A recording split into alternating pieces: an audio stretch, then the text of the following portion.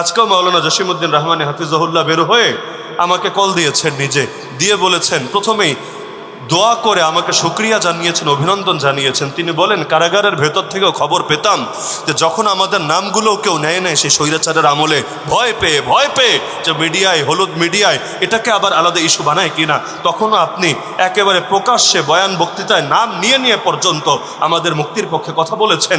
এজন্য দিল থেকে আমি আপনার জন্য তখনও দোয়া করেছি, এখনও দোয়া করি, এবং আপনাকে আমি কৃতজ্ঞতা এবং অভিনন্দন জ্ঞাপন করি। শুনে আমার চোখে পানি চলে এসেছে যে আল্লাহ তাআলা যদি চান আখেরাতে আসল বদলা দিবেন ইনশাআল্লাহ।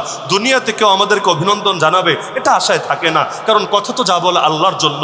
তারপরও আল্লাহ তাআলা তার এই নেককার বান্দাদের দোয়া যদি পাওয়ার তৌফিক দেন, এটাই বিরাট কিছু।